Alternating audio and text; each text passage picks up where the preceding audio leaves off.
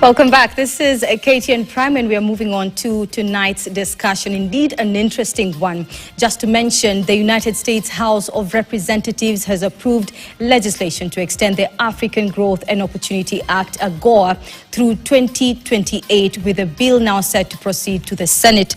And to add to this, the U.S. House of Representatives vote comes amid broader realignments by Kenya, where President Ruto has been said to delay signing a proposed trade agreement with China earlier this month under pressure from the United States as Kenya balances its trade relationships with its two largest economic partners. Indeed, a discussion worth having. Indeed, one that is very important, not just for Kenya, but for the African region. And to look further into this discussion tonight, I have a very able panel of Sheila Olang, who is an economist and governance expert. Sheila, thank you. Thanks. Always a pleasure to have you. And then we also have Odhiambo Ramogi, who is an economist and CEO of Elim Capital. Odhiambo Ramogi, he told me, make it right. Don't say Ramogi Odhiambo. you know, you'd imagine it's Ramogi Odhiambo, but he says, get it right, it's Odhiambo Ramogi. Odhiambo Ramogi. Otherwise, a fellow economist, so I'm looking forward to the discussion. Thank you, I'm here. Yes. And I'm happy to have you both, and so glad to be having this discussion with both of you. Looking at the developments today with the extension of AGOA for about 3 years by the US, and looking at also Kenya delaying its formalization of the trade agreements with China, what do you make of these developments? And I'll start with you, Sheila.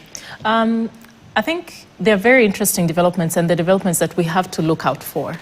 The first is maybe to understand the background, or to get a little bit of history so we get context.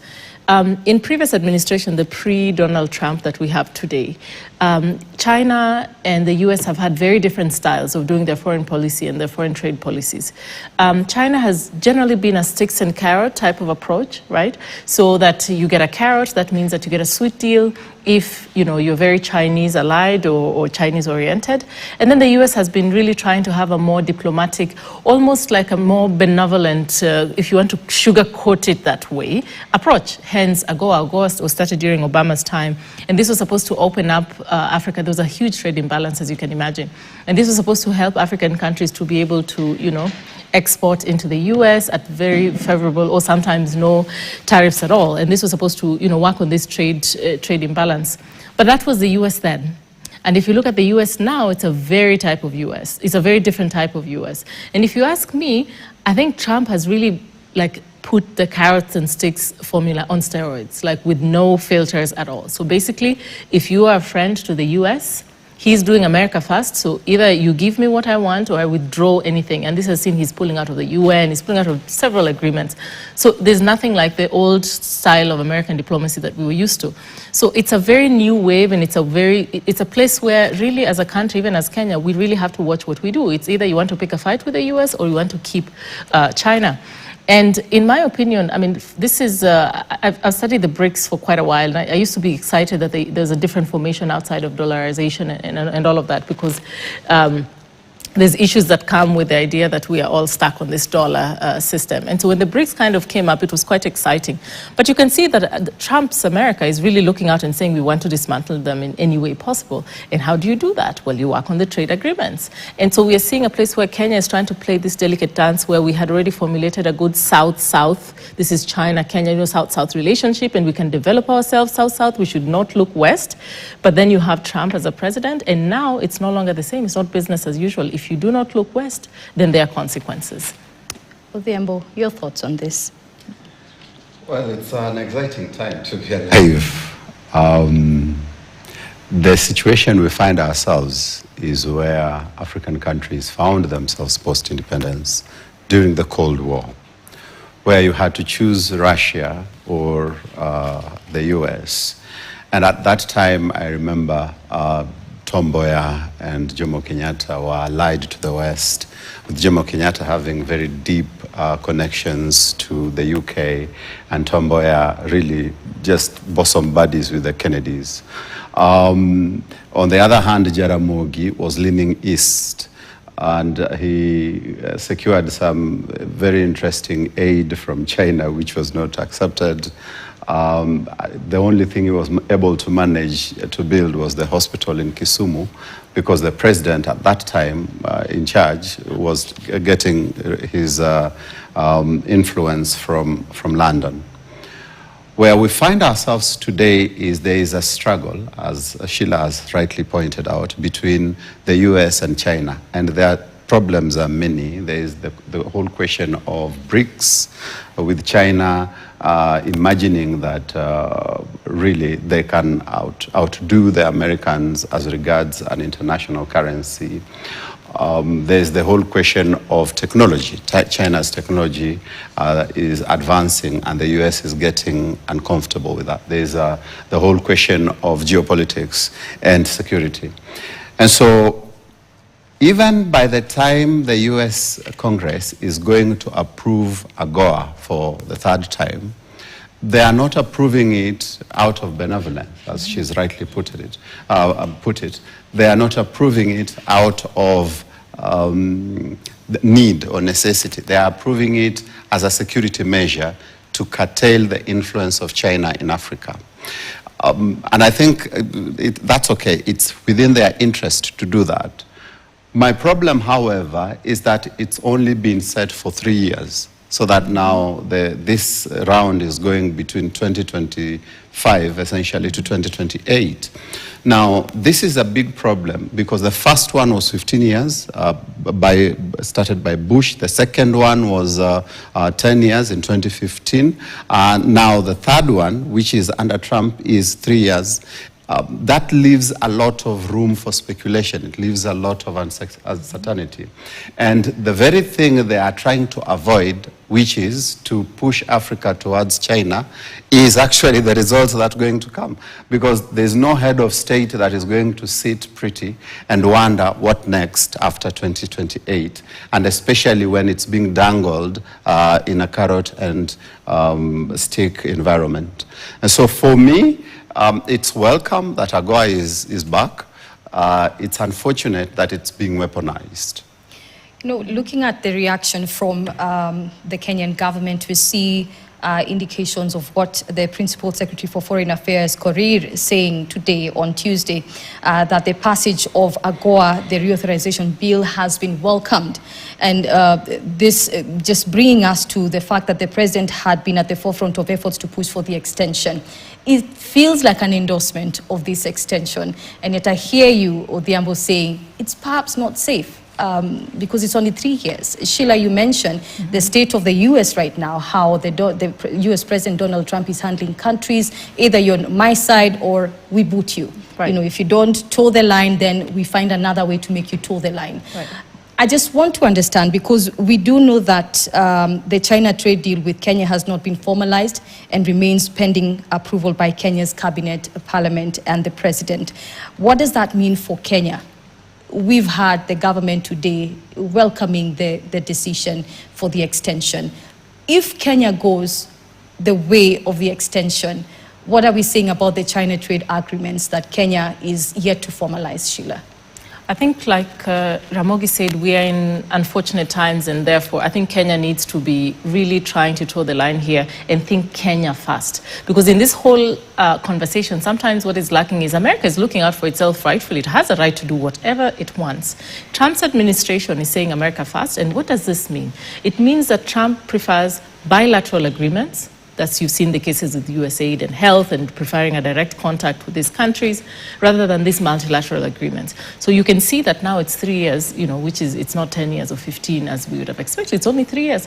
And he's preferring bilateral agreements because he's basically saying, hey, if you're not a friend to the United States, well, too bad. We're not going to trade with you, and we'll see anything else that we can do.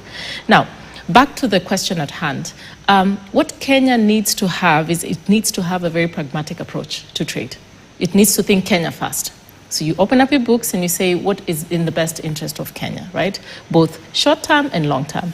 In my data is from 2022. So in 2022 alone, we had 604 million, thanks to AGOA trade that we did. And this was up by 8% compared to 2021.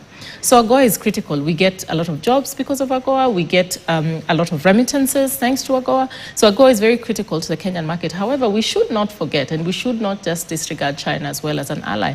China has often come through as a South-South partner, and it comes at a very, very different conditionalities from the Kenyan aspect. China has a very big non-local interference system, and you can see the US now has now invaded Venezuela and really meddling in local businesses, which China is well known to just stay out of that local stuff at all. So what Kenya needs to do, in other words, is we need to have a Kenya first approach. We need to think, we need to analyze, and not just be scared of the West or scared of China, or, you know, completely think that China is useless. But we've been doing quite a lot of trade with China. So I think we need to sharpen our foreign policy and our trade tools as we go into this negotiating table. Sometimes when you listen to, you know, our let's say our foreign PS and the rest of them, you don't get a sense of, but where is the Kenya first strategy? How do we navigate the Kenya first strategy? What does this mean for us in future, short term, long term, right? Instead of just being scared. But I like that we're being a bit cautious because we need to be pragmatic. It's not something that we could just choose a friend. Well, if you look at how the president had handled this whole conversation about the China trade deal that has not been formalized, there's been conversations that he has put it on pause, perhaps to balance and look at, you know, which way to go. That's our topic today, East or West. The balancing act seems very, very tricky for him at this time. But let's just look at what benefits there are with the China trade. And I just want to hear from you, Odhiambo. If Kenya goes the China way and decides, hey, we are not going to proceed with you know, moving and leaning to the side of the US and towing the line, we are going to consider forefront the China trade agreements that we are yet to formalize. What do we have in these trade agreements? What does Kenya stand to benefit from in these agreements? Well, you've brought in the comparison beautifully between the US and China, and allow me just to enjoy myself and think through the comparisons. As Sheila has started the conversation, our trade with the US is roughly around $700 million US. We export 791, they export 691 million US. Compared to China, where we export $200 million US, you find that what we get from the Americans is 3 times what we get from the Chinese. Now, in terms of exploitation, the Chinese export to us about $5 billion US dollars worth of goods. So really the trade imbalance between Kenya and China is huge. And that's what the early harvest trade deal is supposed to sort out. That is the deal between the trade between Kenya and China. What that trade deal is supposed to do is eliminate tariffs on the agricultural goods mainly that we export to China, and these include avocado, tea, coffee, etc. Our major export to China right now is this thing at titanium from Kwale, titanium ore.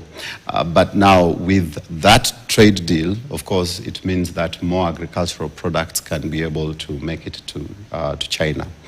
Our trade with the US is mostly textiles. Of course, there are a few agricultural products, and the challenge with doing business with the US is they are very restrictive market.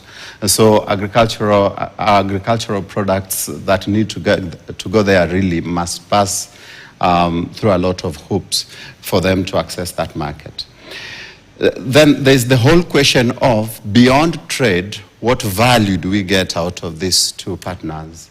In terms of aid, the Americans, between 2001 and 2024, USAID gave us around 1.2 trillion Kenya shillings worth of aid. The Chinese are not so generous. The only thing we've gotten from them is the loans to build SGR and the expressway.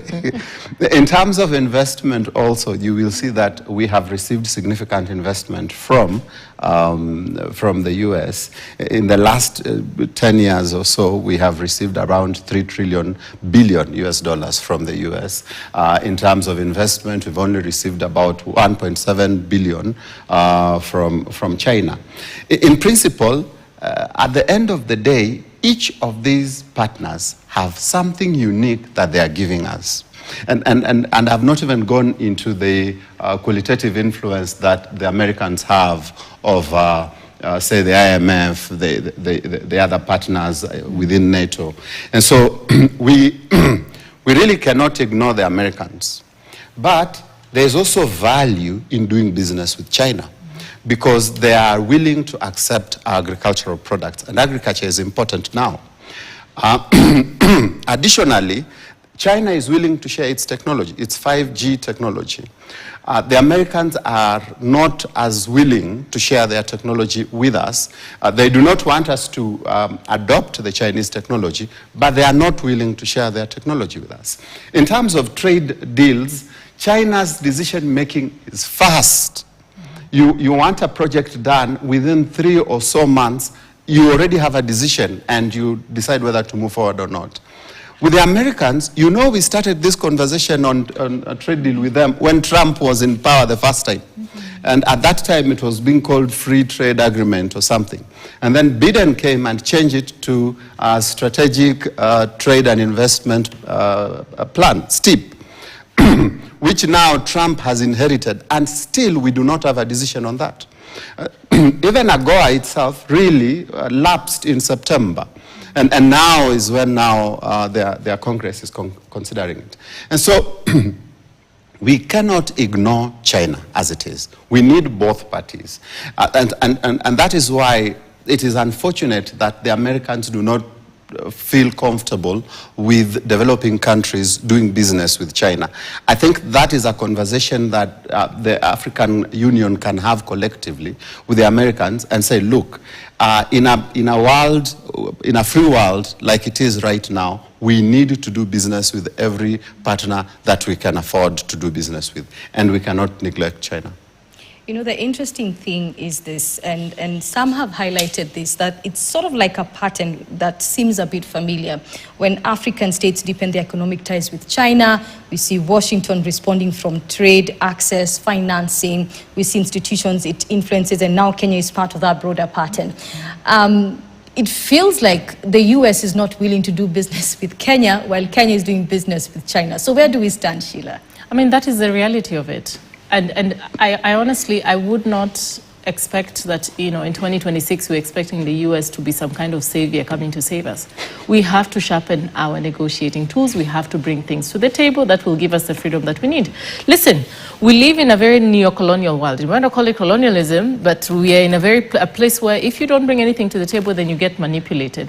Because it's interesting, every time when the conversation comes and says that, you know, China does not give the aid the way we're used to in the West has been giving, and not just the US, not just Washington, aid for a long time. It is dead aid. It has never helped us. In fact, the one thing I agree with Trump is it was more expensive to have those US aid employees straight from the US living here than the aid that they were actually giving. So, I mean, there comes a time when, you know, Kenya has to think, well, what is best for Kenya and what am I bringing to the table, instead of your life being decided for you. Now, China not giving aid like the West is giving might just be a good thing. We need to think about development in a sustainable manner. What does this mean? It means that China's biggest, what we import the most from China is its phones. That helps the technology. We know that Kenya is very technologically savvy, and that's thanks to the fact that we're able to get products from China. Now, on the other hand, the US is, again, very conservative with its technology, with everything to do with that, which means that we will always be following Washington's, course. If they say left, we have to say left, otherwise we get scared of it. So I was very excited when we started off with the concept of South-South. That gave us a different way of looking at things. And maybe the fact that China is just not willing to give out free money and is saying, hey, bring something to the table, I bring something to the table, might just be the relationship that Kenya needs moving forward. I think what Trump and the America we're seeing today has been very good at teaching us is that nobody's coming to save us. We live in a country, especially Kenya, a wonderful country with every single resource you can imagine. Why don't we work on seeing how we can do local value addition?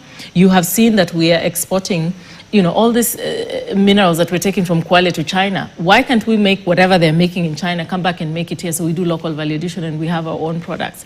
I think it's a wake-up call more than anything else. It's a wake-up call that we just don't Kenya stops being a spectator in their own trade lives and try to be a bit more engaged and see what we can bring to the table. But there's nothing we can do about what Washington wants to do. Trump will do, and he's very erratic. So if you're sitting around waiting for your trade strategy to be based on what Trump wants to do or doesn't want to do, let's also look inward. Let's also have a Kenya-first approach in our trade. Interesting. So we'll just come back and look at further why Kenya is so strategic, especially for both economies. They are global economies, the giant economies of the globe. And we need to understand why Kenya is so important and what Kenya can take from both sides. And right now, I want us to take a short break. When we return, we'll proceed with this discussion. Remember, we are talking about Ruto's delicate economic balancing act over China and the US, all about trade agreements between Kenya and the US and Kenya and China. So don't go too far. We'll be back shortly after this. Stay tuned.